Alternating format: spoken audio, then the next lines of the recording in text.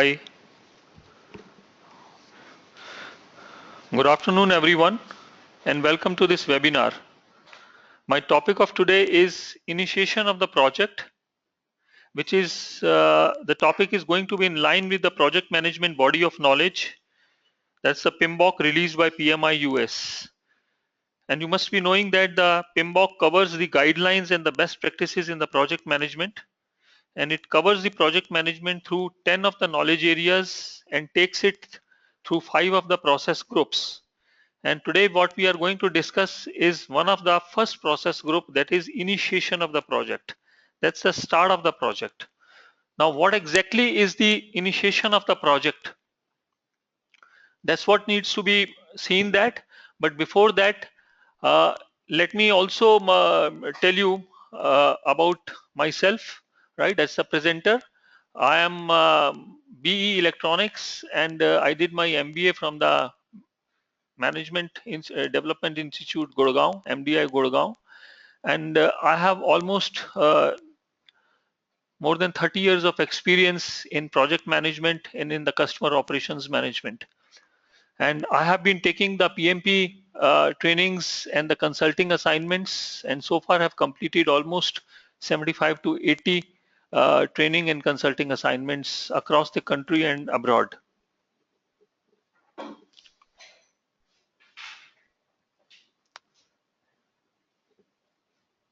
Just a minute.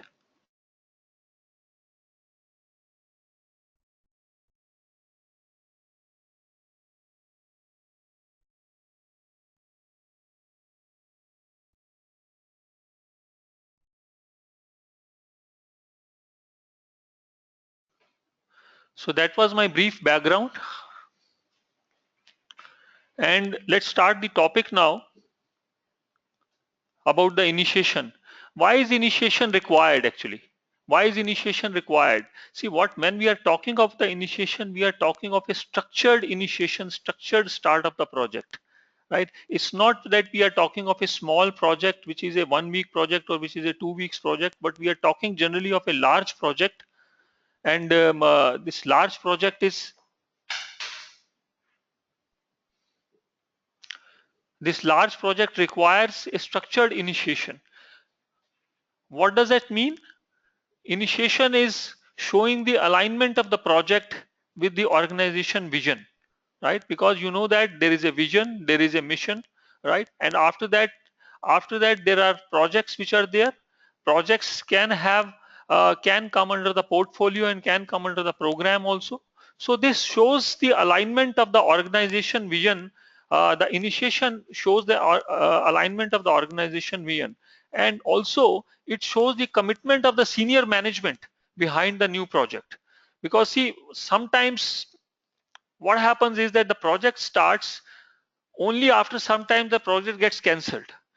Reason is that there has not been enough due diligence has happened, and the commitment of the senior management is not there behind.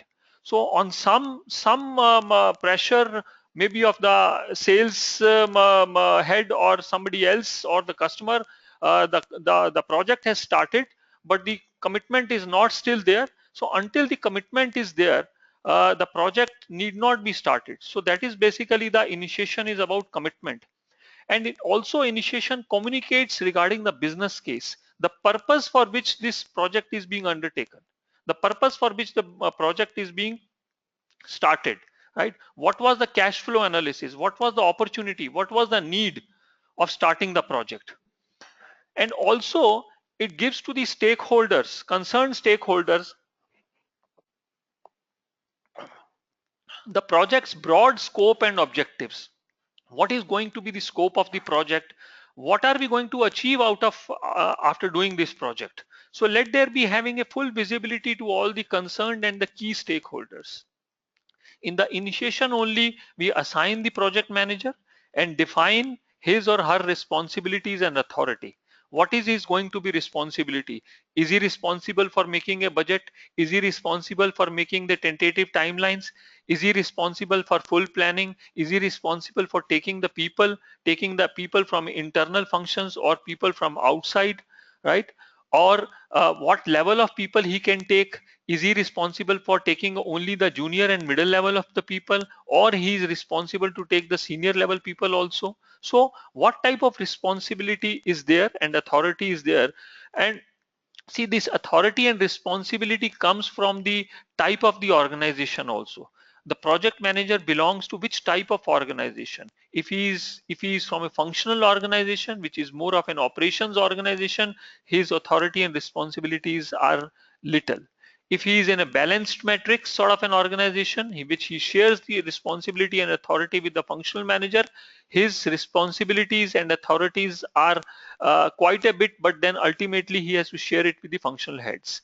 If he is from a strong matrix or a projectized type of an organization, then yes, his authority is quite high. He can bypass the functional managers. He can go to the higher ups. He can take the people from outside. He only decides about the cost. He only decides about the timelines.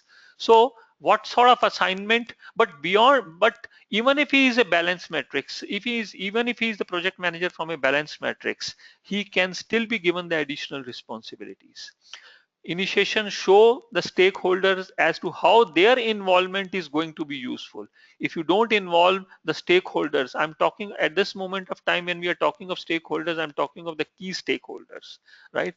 So at this moment of time, the select team members, the customer, or the project manager of a contractor of a or a big vendor, at this moment of time, if he's already there, or some people who are highly technical and pre-assigned, so they all need to be shown also that at this moment of time, if you are involved in the initiation, how is it going to be useful at the end also? Because you will be more clear about the scope, you will be more clear about the objectives, you will be more clear about the acceptance criteria, you will be more clear about the constraints and the risks involved, etc. So the people are better prepared.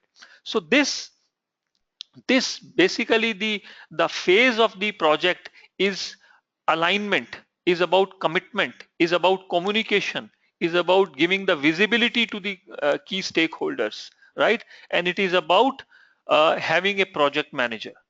So that's basically the intent of the initiation. I would say there are many things which are being done in the initiation, but what is the intent of the initiation? Now, what needs to be done in the initiation of the project? What all needs to be done? We need to develop the project charter. We need to identify and analyze the stakeholders. So what do you mean by the project charter, right? Project charter, I'm sure that some of you may have seen it in your organizations, or some of you may have been involved in making the project charter. Project charter is more like a 2-page, 3-page, or maximum 4 or 5 page document, right? For a medium size of a project, it can be only 1 page. Project charter, it gives a overall impression, it gives an overall thing about the project, what is the project is all about, right? So we'll discuss about that, what project charter contains going forward.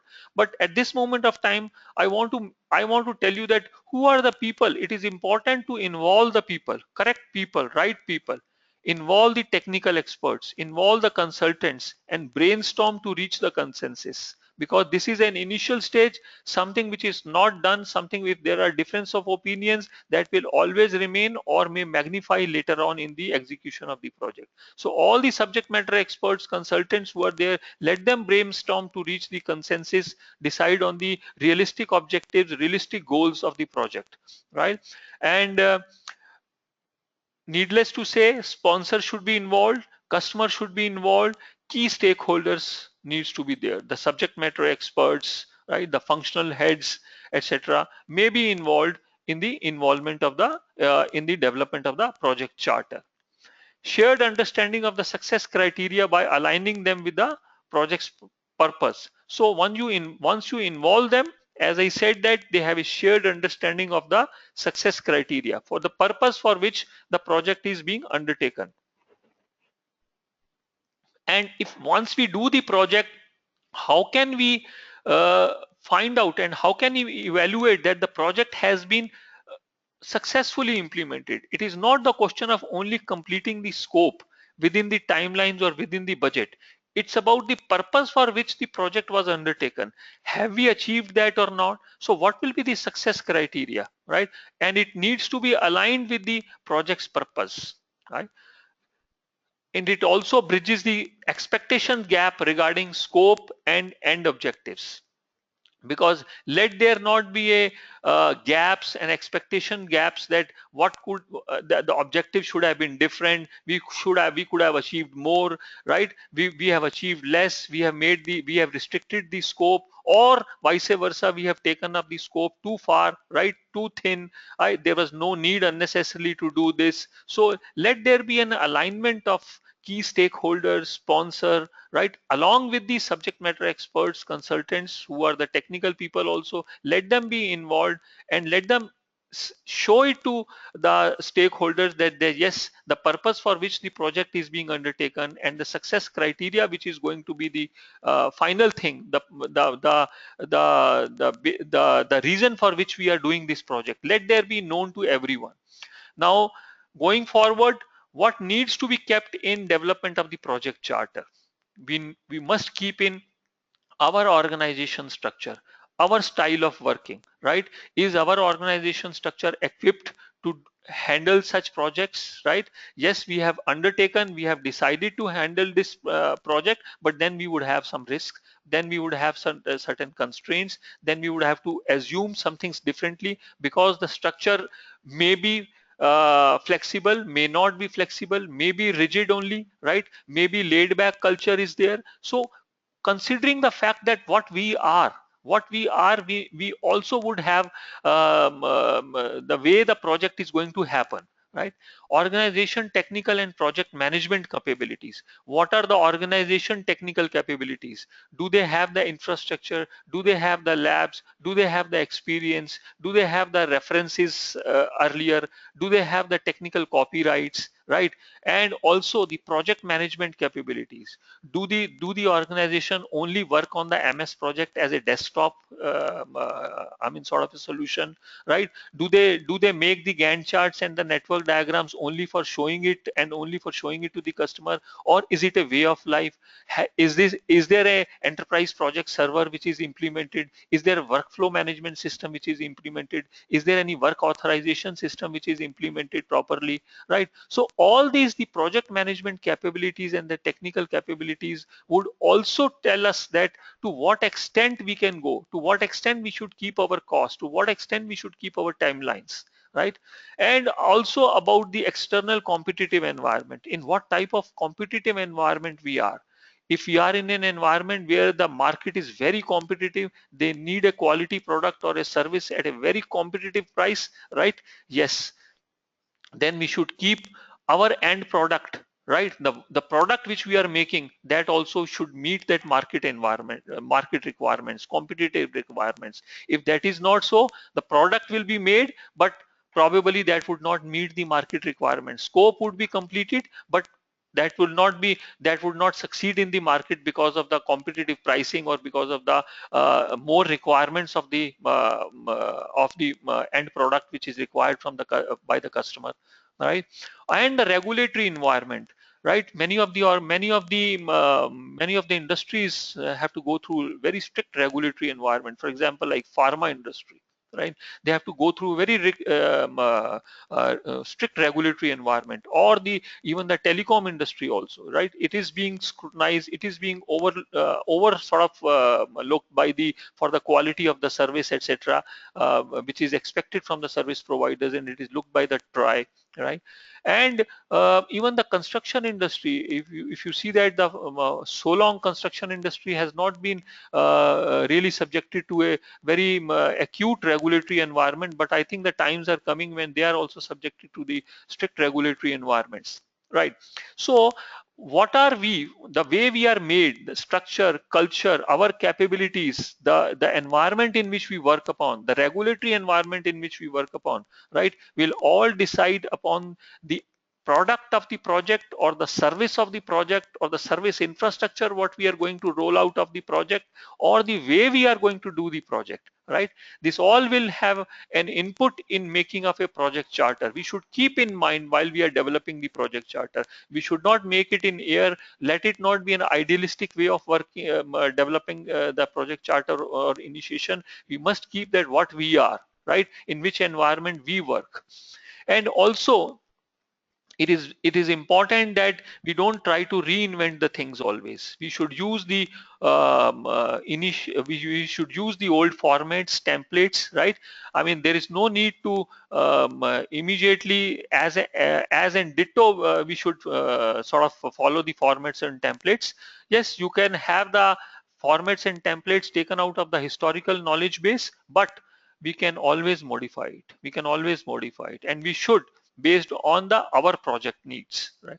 And also the historical database, the risks which had been mentioned earlier, the constraints which had been mentioned earlier, the timelines which had been taken earlier, right?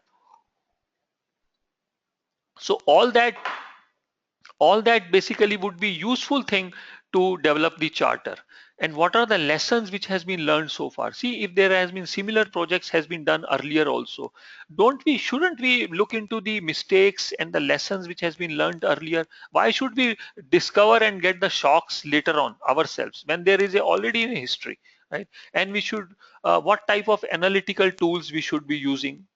Analytical type means time historical trends or the regression analysis or the variance analysis or some of the statistical tools which we'll be using, right? So some of the tools we can use, which is the most appropriate tools, that is project to project, always project to project. So analytical tools are also being used in making of the project charter. And you see, the project charter is also governed quite a lot if you are in a contract with the customer, right? See, if you have signed a contract with the customer, then in that case, yes, the statement of the work, right, what needs to be done, the constraints, the timelines are governed by the contract, right? If you are not signed the contract, then all these things what needs to be done is given by the senior management. It is given by the senior management in development of the charter. So as I said, just to take you through again through this what we have discussed, we must keep in mind the way we are made, right? And we must look into the historical knowledge base, and we must look into also that what we have signed with the contract. Now let me show you the typical flow of the project initiation. See, some of the things in fact happened mm, before even the project is started, right? That is basically called the pre-initiation phase. See, initially there will be the project is started, let's say, because of certain business problem, because of certain business needs of the organization. Now what are those business problems, what are those business needs, right? And there may be many business needs, there may be many business problems organization is facing, right? But out of that, let's prioritize it first. Let's prioritize it after due analysis, right? Which are the things let's do it first, and which are the things we can do it subsequently. So all that it is also important, because we can't jump on to every business problem and every business need and start the project at the same time, right? There has to be priority, right? And priority has to be done after analysis, after discussions with the senior management. So first of all, understanding of the business problem need and prioritization after analysis, and then selection of the high priority needs, right? So out of the after discussion, right, after analysis, you prioritize, and which is the need which needs to be first, which is the need which is going to impact maximum our organization, which is going to be giving us the maximum benefit, right? See, you must be knowing about the Pareto rule, right? Which is sometimes 20% of the causes give you maximum 80% of the problems are solved. So which are those 20%, right? And so coming out with the selection of high priority needs, and then doing a feasibility analysis. Feasibility can be a technical feasibility, economic feasibility, and regulatory feasibility, legal feasibility. Different type of projects may have different type of a feasibility. Yes, but most importantly, I think the technical feasibility and economic feasibility is one of the most important things, right? So once we select the high priority needs which needs to be taken care, then do the feasibility analysis and come out with a solution that for these needs, if we need to do the project, and this is the feasibility analysis. Post feasibility analysis, some of these needs may not be met in the finance what we have got, in the timelines what we are talking about, in the technology what we have got, in the capabilities what we have got as of now, right? Post that, once we have prioritized that, then yes, once we have done the feasibility analysis and I'm zeroed it on to few of the business needs and the problems which we need to take care, then recommend the solution. What is going to be the technical solution? How are we going to do that? Right? Recommend the solution, broad solution, right? And make a business case. When we are talking of a business case, which means that what are we trying to resolve, right? At the same time, how much are we going to spend? What how much are we how much are we there are going to be the returns on this, right? How much time does it take to get our money back, investment back? All this is the business case. I'll discuss in the subsequent slides something more about the business case when we discuss a specific example. But business case is very important, and business case is primarily the business need and the opportunity, as well as the cash flow analysis. So I will discuss it in the subsequent slide. The next is setting up of the specific project objectives. Now we are almost on to the project. Now we are at this stage, we are basically sort of decided that which project we need to go about, right? After due diligence, after due analysis and feasibility. Now setting up of the specific project objectives. These project objectives needs to be in line with the goals and objectives of the organization, needs to be in line with the goals and objectives, strategic objectives of the portfolio, right? Or the mission and vision of the project, definitely of the organization. Needless to say about that, you all understand this, that until it is not aligned with the mission and vision, it doesn't make sense, right? So specific project objectives setting up, and broad project scope. Broad project scope, what is the broader project scope, what all we need to do, right? Whether we need, and break it into phases. You see, phases you can break it into sort of a deliverable wise, that okay, we have finished the design, then we have finished the sort of construction, then we have finished the testing. These are the different phases. Phases can be time bound also, milestone wise also, that we will achieve, we will go about till this milestone in the first phase, and the next phase will start and cover the second milestone. Or phases can be due to the finances availability. In the first phase we will be only doing this job because of the financial constraints, etc. So phases can be put it in a different way. So what will be our broad project scope, and how will we break it into phases? After that, once we have done that, define the key risk assumptions and constraints, right? And based on the key risk assumption and constraints, you can revise, in fact, backwards the broad project scope also, because of the risks you have find out, because this goes simultaneously. Key risk assumption and constraints will have an impact on the broad project scope. So that is what it is coming out again. Define project scope and breaking it into phases. So now you are firming it up. Earlier it was a little bit hazy and the broader one, but after key risks and assumption and constraints are identified, you are you are sort of a firming up that this is what we are going to cover.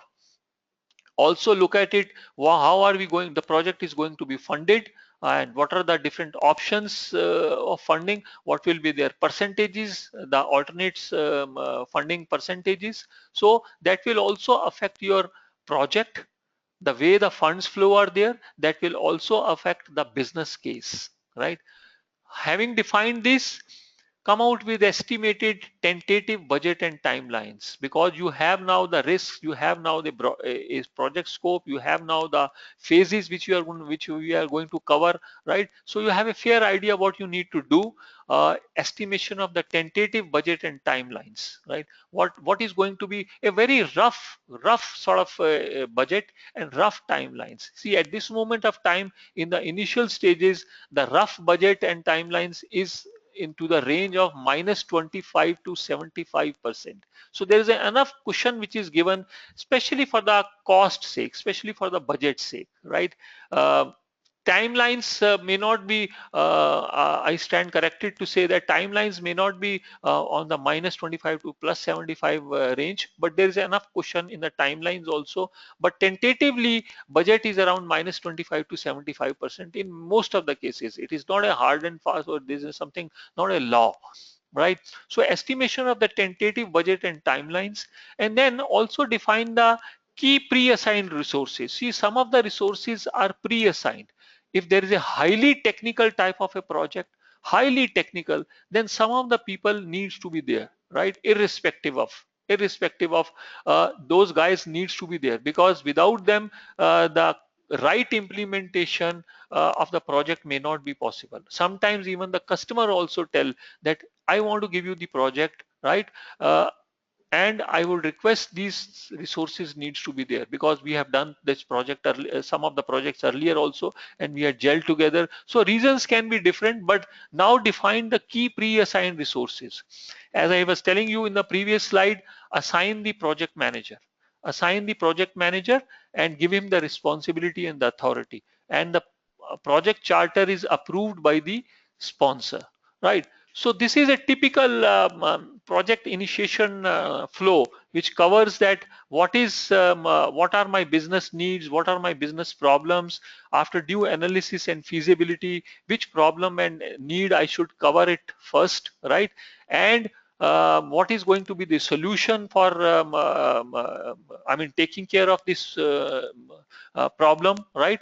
What is going to be the solution, what is going to be the scope for this, what is going to be the risks and implementing the solution, what are going to be the assumptions, constraints, all this needs to be captured, and accordingly the tentative timelines, tentative budgets also, right? So let's take an example. So this is a sort of a making of a project charter. Now, as I told you, the project charter is a uh, single page or 2-3 page sort of a document. So if you have got all this, if you involve all the subject matter experts and stakeholders, they all will be aligned. They all will be aligned at the beginning only, right? Then they will be telling their teams, right? They will be guiding their teams. They will be internalizing that what this project stands for, right? So let me take up one example. Let's say customer service relationship management is the need, right? Because there is a business need, is customer calls are getting lost, escalations are flowing high and dry, right? SLAs are not met, incomplete machine records, no past service history is there, no technical knowledge base is there, right? And there is unnecessarily increase in the value and mismatched inventories are there. So all sort of things happen because the organization is growing, and with the growth of the organization, more and more customers are getting added. But then ultimately you reach a point that as a small organization you could manage certain set of customers, but now with so many customers are there, right? And with so many issues and problems, etc., etc., are there, until you don't check, until you don't have a CRM systems, right? You will not be able to properly respond to them. You will not be able to sort of have a control of the cost in terms of the inventory, etc. So what we need to have is, we need to add value. We need to basically give faster response to the customer, because this project, what it is going to achieve is, it's going to give the faster response to the customer. Uh, Structured knowledge base needs to be there, machine information and the technical knowledge base, sort of with the front end guy who will be receiving the customer, who will be receiving the customer calls, and they are able to take care of the almost 60 to 70% of the customer calls at the first place, right? So which will gives the higher higher responsiveness to the customer, customer satisfaction would increase, as well as the controlled inventory also, because the type of spares which are moving, right? The fast moving spares needs to be replenished. The slow moving repair inventory doesn't needs to be further sort of reinforced, right? So we need to have this type of a data also. And now the agents are going to go talk to the sort of customers intelligently. So this is the business value what we are going to give it to the customer. What we will get is business sustainability, increased market share. Because of this, since we were not able to take care earlier, because of this, right, business can be sustained with the more number of customers also. And there can be a there will be a more sort of a market share going forward. And I think this is evident to all of us now. The way the banks take care through their IVR, the way the e-commerce companies are taking care, right? The need is that whenever you have the problems and whenever you reach to an agent, right, he should have your machine history. He should be in a position to give you what you want, basically what you have asked for in a reasonable time. So that's a customer relationship management. You see, I was talking about the business case, right? The business case covers, as I was telling you, the either the size and opportunity, the business opportunity, or the business need, the purpose for which this business is started, and the cash flow analysis. Cash flow analysis is payback period, right? Amount of time it will take to recoup our funds. So the lower the payback period, obviously it is going to be better. NPV. NPV is present value minus the present cost, right? And what is present value? Present value is the future revenues which are going to come. See, whatever product which you are going to roll out, whatever basically the service, like in this case, whatever service which you are going to roll out, the increased number of economic value which you are going to get up out of this investment, what is going to be the present value of that, right? The future revenues in terms of today rupee and dollar terms minus the present investment which is being done today, right? So net present value compares the future revenues, the value of future revenues as of today, and with the present investment which is being done today. So that is a net present value. And for a go no go situation where the project needs to be started or doesn't needs to be started, the NPV needs to be positive, right? Or if there are alternatives, whichever has got the higher NPV, that project will be selected. Then we have got a very similar sort of on the same basis on the time value of the money, right? We have got another term called internal rate of return. Internal rate of return is the profitability on your investment, sort of, right? The return on your investments. So basically, internal rate of returns is that rate of return, is that sort of discount rate or the rate of interest where the NPV becomes zero, where the NPV is zero. In a very sort of a typical way, I can say that if you have got, say, suppose a capital to invest, a 10 lakhs to invest, if ICICI Bank is giving you 9.5% and HDFC Bank is going to give you 9.65%, then obviously, given both the banks are comparable, similar, right? Trust is there, and the risk factors with both the banks are same. So I would go with the HDFC Bank, which is giving me 9.65. So obviously, wherever there is a higher rate of return, that project will be selected. So, and another is return on investment. Now, return on investment is profit after tax divided by the investments. In the case what we are discussing, there may not be immediate profits, but the economic value which the project is going to add in subsequent years, that will give us the sort of the profits. And as compared to the investment, it is the return on investment. And opportunity cost is the value of the highest among lost opportunities given the same risk conditions.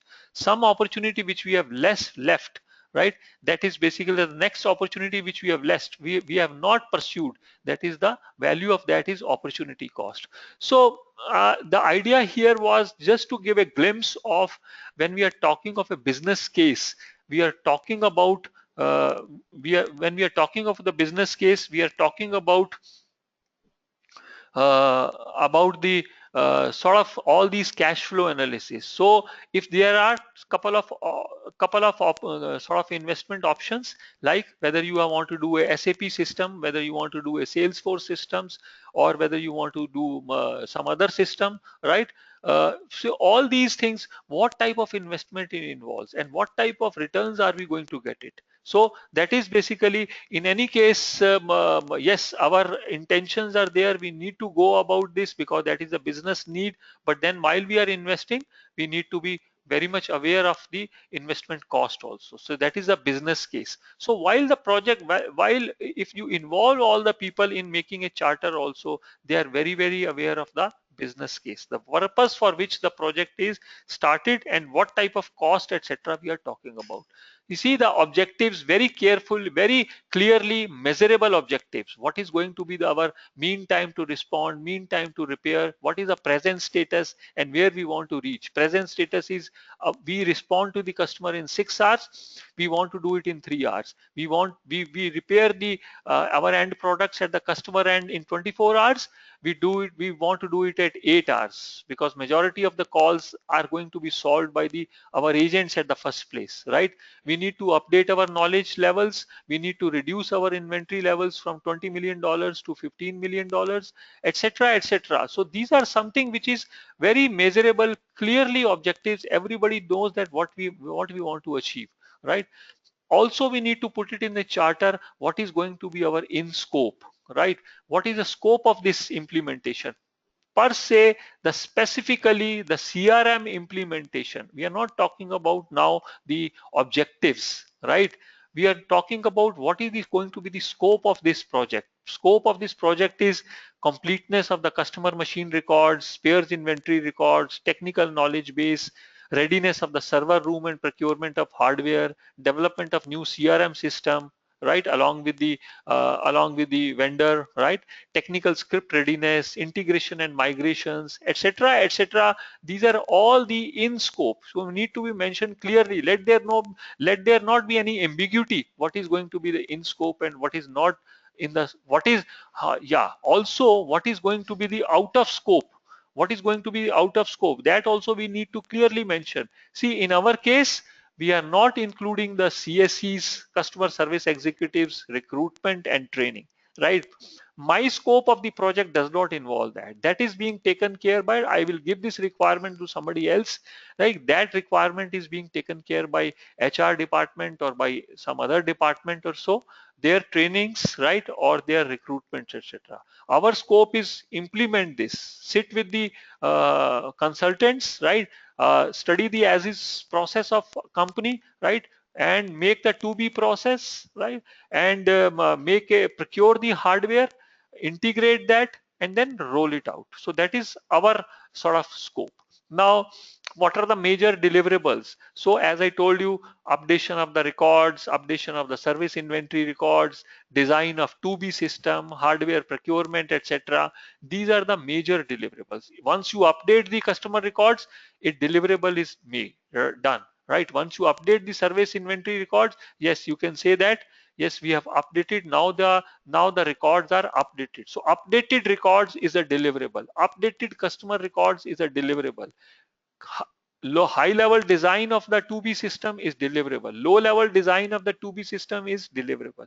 And also you can see the dates. These are some of the milestones. So the dates mentioned along with the major deliverables are the milestones, right? So we have a final development and test run which is going to be on 15th of, let's say, 15th of October. So that's the final project end date, right?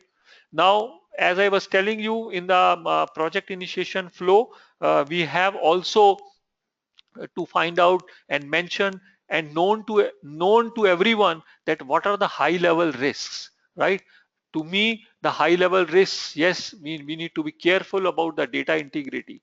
We will update the customer records, we will update the machine records, but we need to ensure that the data integrity is there, right? The customer service executive who is going to face the customer later on, he will be he should have the he should be basically have the animation, right? He should have that knowledge base, but if that knowledge base is not updated, if the knowledge base is not in sync with the all the fields are not in sync, then the data integrity cannot be guaranteed, and the customer satisfaction in fact, instead of going up, it may come down also, right?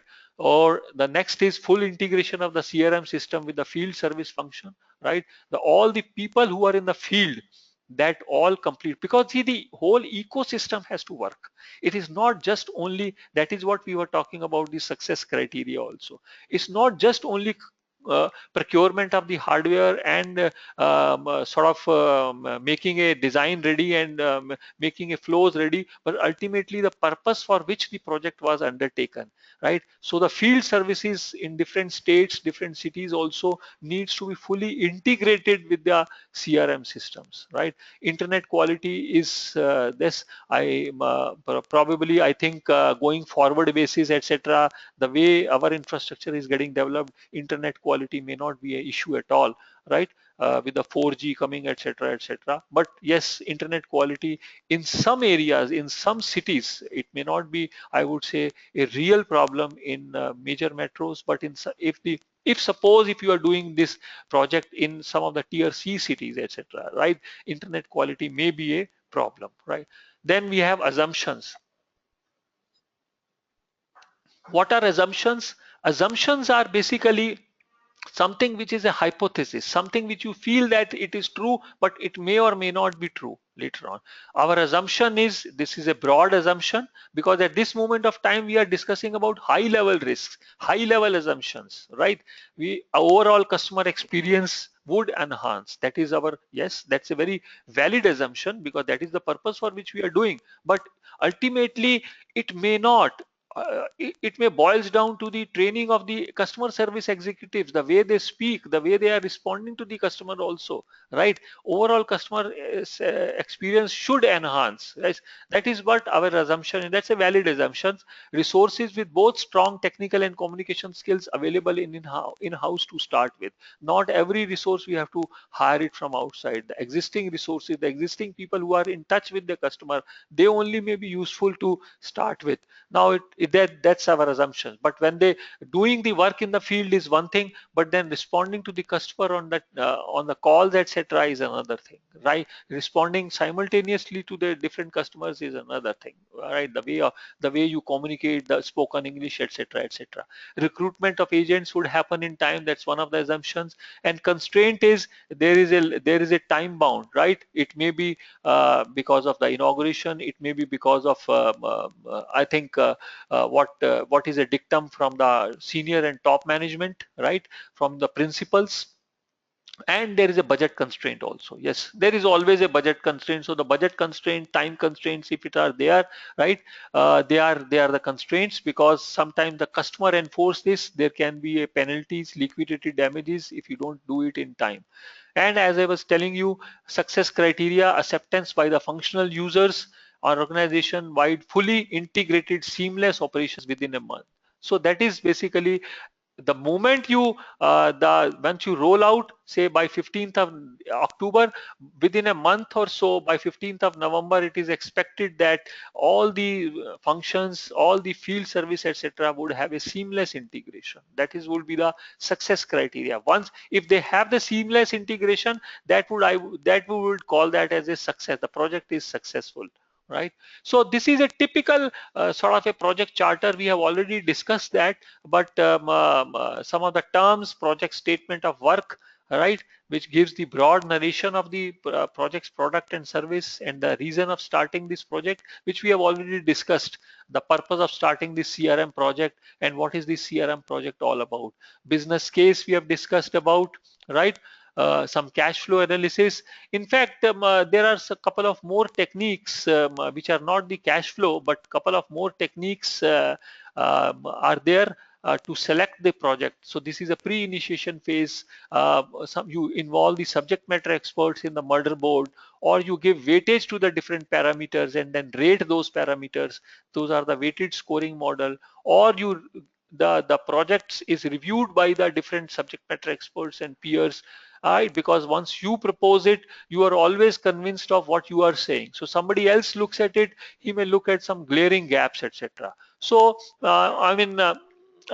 beyond this, I would not elaborate this, because in any book you can find out something more about this. But this is what it is. The motherboard involve the subject matter experts, right? And then they question the proposers, the person who is proposing, right? They question that on what basis you are proposing this. Have you take care of all those things? Otherwise, if his proposer is able to explain it to them, the project gets passed. But if he's not able to, the projects may get shot down also, right?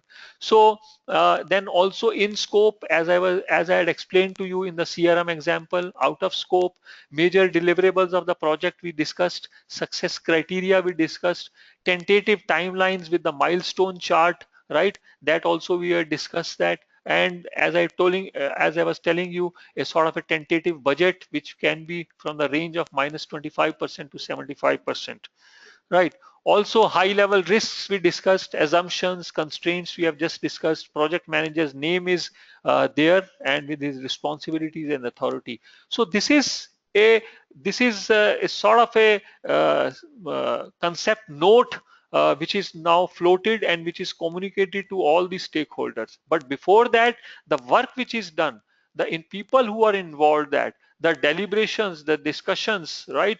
The brainstorming which happens has happened before that, and the results, compilation of all those data, etc., is put it in the project charter. Because now this is the final result of the first process, which is the development of the project charter. So I hope that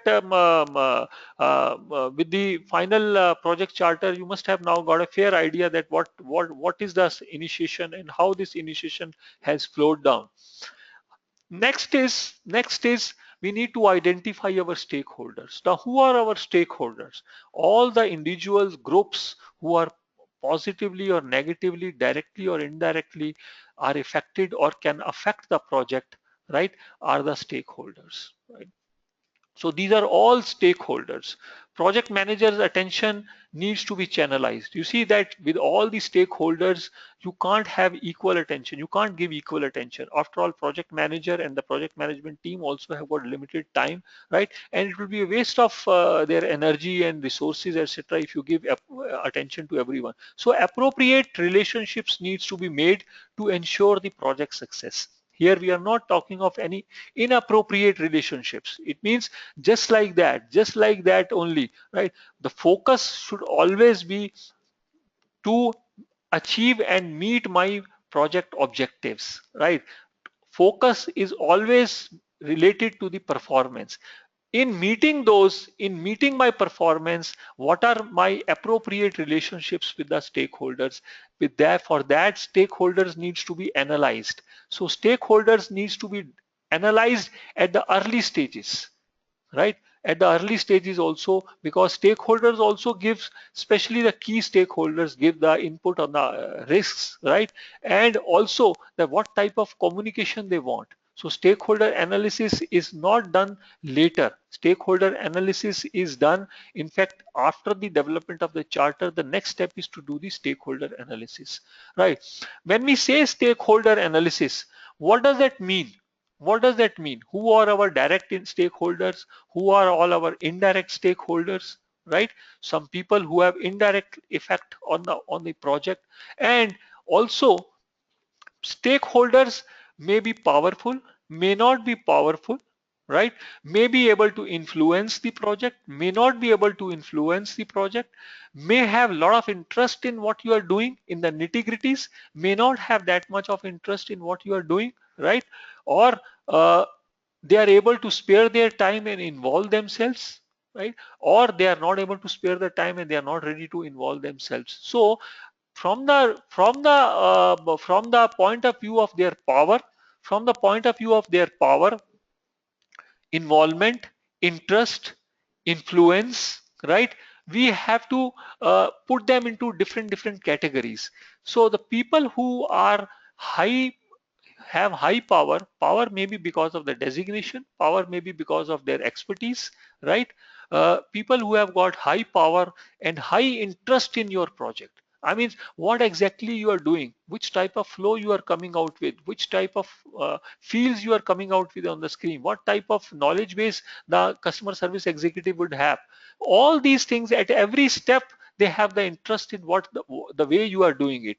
These guys needs to be managed closely. These guys, so process champion, customer project manager, CIOs, they are all the basically the high power and high interest. These guys needs to be managed closely, right? And the people who have got high power and low interest, those guys needs to be kept satisfied. These guys need to be supported and kept satisfied. For example, like legacy system owner or the training manager, these guys are senior people, powerful people, right? But they don't have the direct interest in the present implementation, right? But yes, you may have many things to be taken out from them, right? So these guys also needs to be supported. But the people who have got low power and high interest, these guys are your positive advocates, right? These guys needs to be kept in loop and informed. Otherwise they can get into a negative advocates also. So the people, some people from finance, legal, or the power users, etc., right? The power user, a senior user among the in the operations, right? At this moment of time he is involved in his operations. He's not that much free, or he may not be as senior as a CIO or some functional head also, but this guy has got high interest because this is the way he has got. He has to use this is he has got, or maybe he may have some good experience in the previous organization, or maybe the project looks to him very good technologically, very futuristic type of a project. So he may like to give he may like to give certain inputs without your saying. He may come back to you. So these guys are good positive advocates. These guys needs to be kept informed. And the people who are actually low power and low interest, these are the people who needs to be kept minimum efforts, right? These are they neither have the power, but they know have the interest, but they needs to be on the watch list, right? Sometimes these guys get together and their power level suddenly increases without even you getting knowing.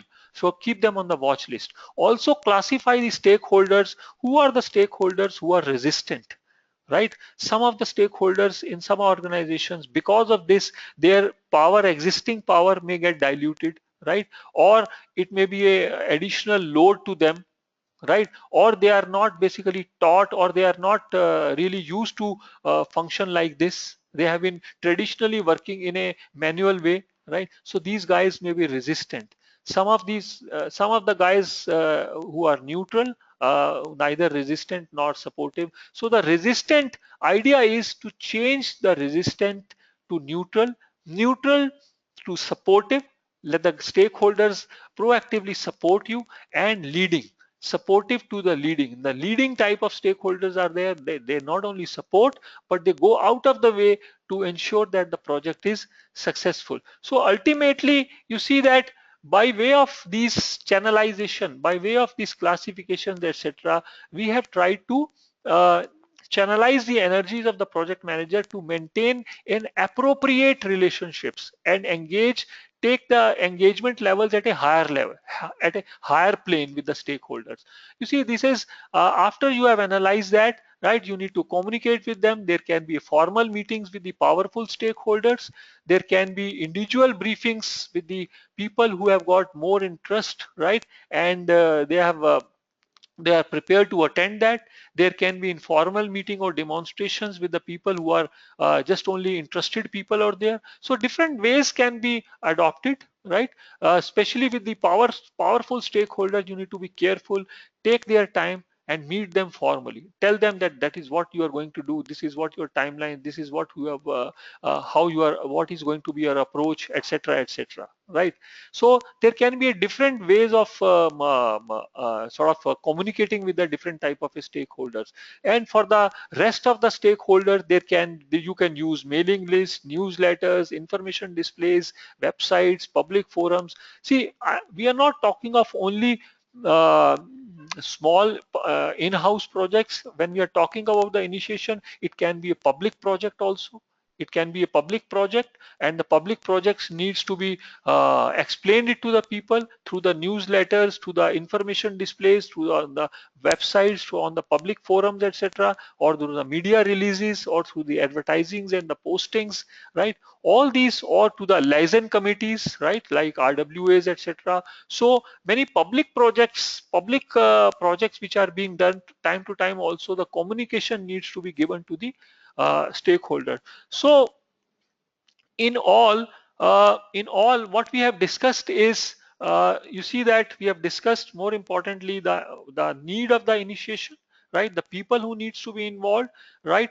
The understanding that what we are, right? And what is our knowledge base, right? Or are there any constraints which is written in the contract, right? And then we also in a way we also discussed in fact about the different business needs, prioritization them, doing the feasibility study, finding out a business solution, finding out a business case, right? And then deciding on the risk assumptions, constraints, finding out and sort of a making a project scope, tentative timelines, tentative costs, etc., right? And make a charter, and a complete charter, right? So and after that, once the charter is there, then you need to identify the stakeholders, first key stakeholders, and then the key stakeholders actually take you to the their next line of people, right? Which can be the next line of managers, process champions, etc., right? They need to be approached, and then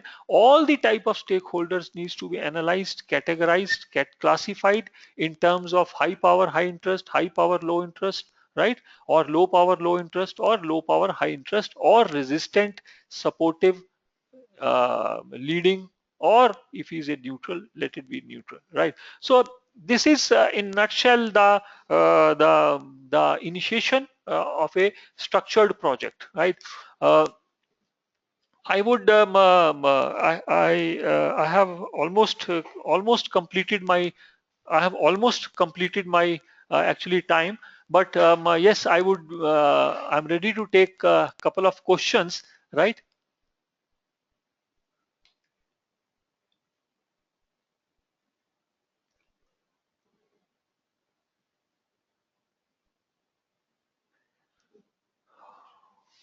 Okay, so uh, I have one question from Guneet.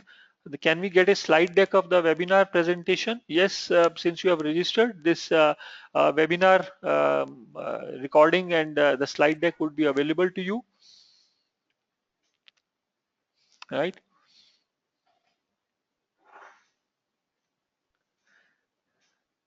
Can we get PDU for attending this webinar? This is being asked by Musa. Musa, we are not giving the PDUs for the webinar. This is a free webinar. And okay, any other question? Okay, one more question I have got from Rakesh. Is project manager involved in making of a project charter? Rakesh, in reality, practically, project manager is involved in making the project charter, and he should, right? The reason is that if the project charter is just handed over to the project manager, then basically that buying in, right? As I was explaining you about the buying in thing, the buying in may not be too much, right? But if he is involved in making of a project charter along with the other key stakeholders, etc., right? He internalizes the things. He internalizes the project at any stage.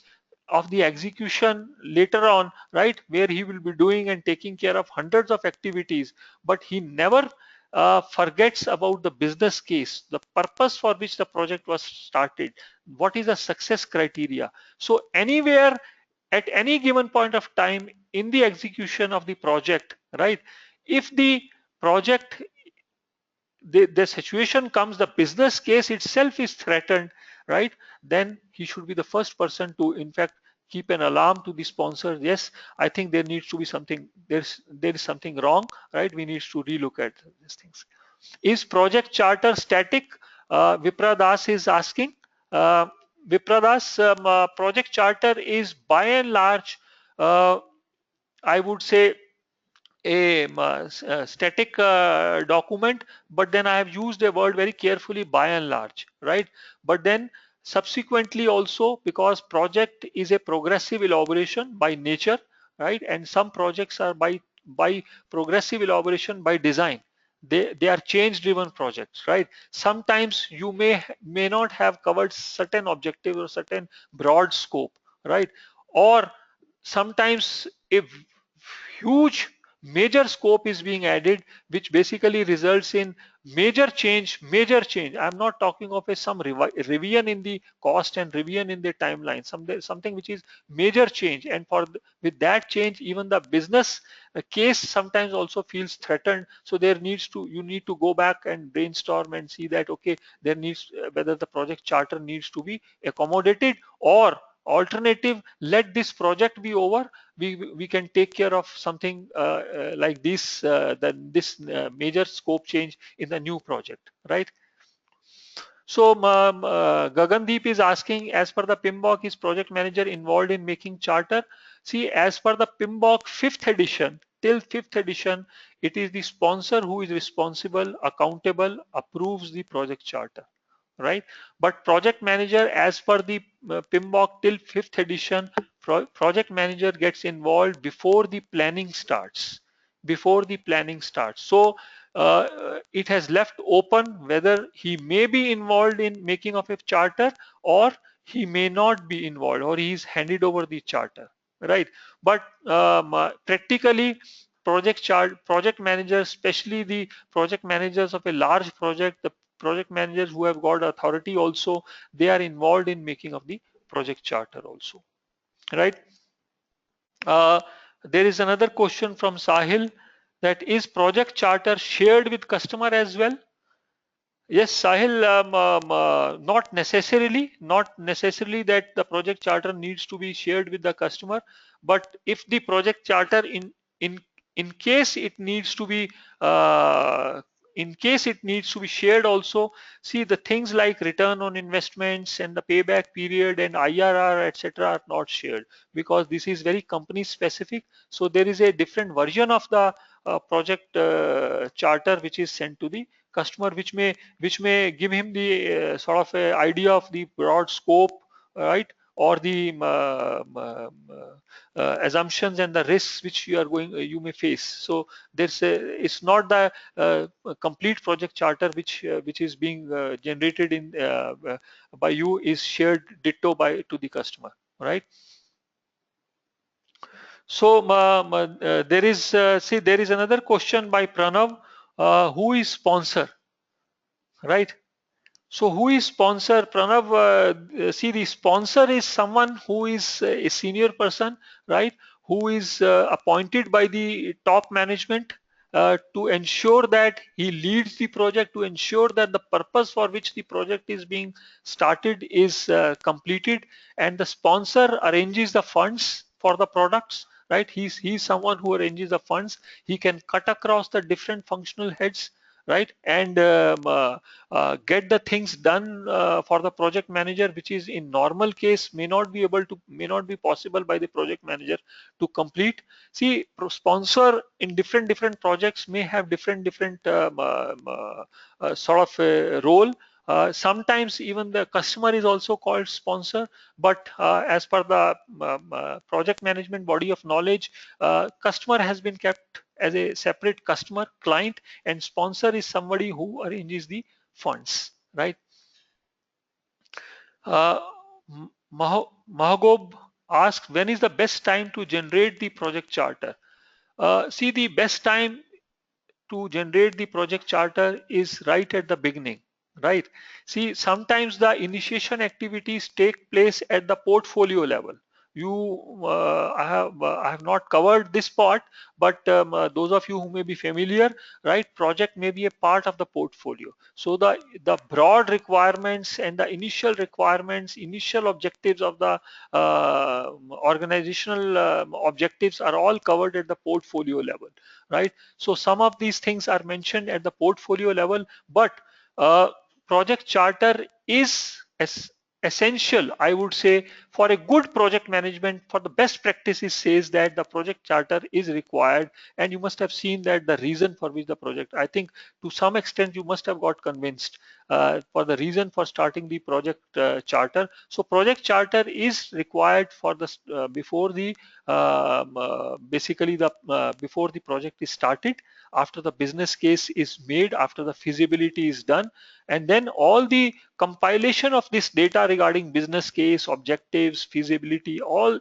etc., feasibility study, all these compilation of all the data are collected from the different departments and made in a project charter, which may be a 1 page or 2 page document, and which is a guiding force for rest of the detailed planning, right? So that is basically uh, that's the answer. But in every phase, if the project has got different phases, in every phase before the starting of the phase, in fact, it is right time to see that the project continues to be in line with the business case or not. So every phase has got a initiation phase. That initiation phase, now in every phase, may not be as elaborate, so you may not need to make the project charter at every phase, but you need to review that the business case is aligned with the project these things, right?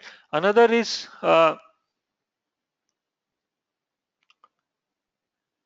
Magub is asking, can we have more than one project manager in different phases? Uh, See, it depends on the organization. It depends on the organization, and it depends on the strategy execution framework, right? It can be treated as a sub project. It can be treated as some for a project like Metro, right?